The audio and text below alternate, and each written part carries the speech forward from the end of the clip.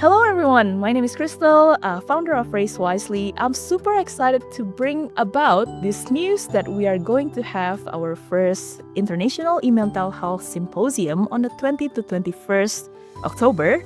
Mark the date and be with us because we're going to unpack about AI in mental health. So I have our program advisor here, Professor Carolyn Semmler from Adelaide University with us. And we're going to unpack a bit about what the symposium is and why you need to be there. So, Prof, our day one, we're actually looking at the next social dilemma. Isn't it funny how 20 years later, we're now regulating social media and banning that for kids? And so I'm thinking, when Netflix released that social dilemma movie, if you haven't watched it, please do. The social media algorithms and way of living is already ingrained in society in every level, in every generation. And so it was really hard to change people's behavior, even though they know that it's addictive and all these things. And so people tap out from some platforms and then come back again. And all these dilemmas, quite literally. So the next social dilemma, my prediction is it would be harder to manage if we don't do things now. Because, with AI and immersive technology and immersive worlds, really, these are amplifying technologies. We know that, psychosocial safety and or identity belonging and safety in a relationship, it's all a thing for everyone, really. But then this technology amplifies that by much and it feels more real, even though it's not real. Yeah. Why do you think it's important to address that in our symposium?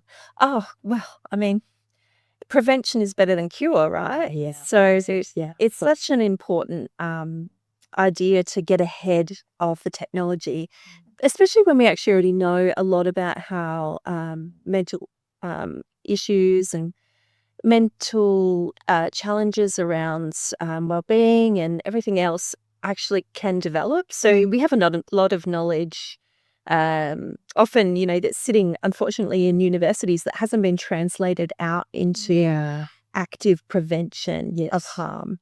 So if we know these things, I kind of feel like it's our responsibility to get them out into the world so that we can start developing some of the preventative approaches to these problems before they even start. That's the reason why a lot of the research has been done. It's been supported to be of value to the broader community. So that's what this is about. Yeah. So good. And I think that taps into why we built RaiseWisely in the first place, to interconnect the good knowledge that is sitting on the shelves so that it can be useful for the society through research translation. Now, the next day is about co-designing a safer future for our next generation. Why do you think interconnected approach, I'm a technologist, that's my background, right? And so we build creative technology, we build games, we build all these things, right? But then I think technology shouldn't be the solution. It should be the amplifier of the solution. So what is the solution, Prof? And how can we collectively build that solution for the next generation? Well, the solution has to come from evidence. So I'm a scientist, cognitive scientist, and every single thing that I do research on has to be verified by the scientific process, by peer review, by people being able to replicate the data that that I collect, and to test the theories that I propose. That's all part of the scientific process. So the solution is to get the knowledge that we have into the technology that we built and do that in a way that's absolutely informed by best practice, but also informed by the people who use the technology. Yeah, that's why we want the whole community on board so that we can have different voices, especially experience as well, and different organizational values and different organizational strength, right? And out of this symposium, why do researchers, academics, and government people in the clinical space, nurses even, and or nonprofit organizations and our community leaders, why should they be in the room? Oh, they're critical. They're part of the solution, right? So everyone has a part to play in being able to make sure that we do our absolute best by the next generation. We don't want to leave anyone out of this conversation because it impacts everyone. I think even people who decide that they don't want to use any technology at all, like they've decided no tech, and that's a choice. It's a legitimate choice. They will still be impacted by technology in indirect ways.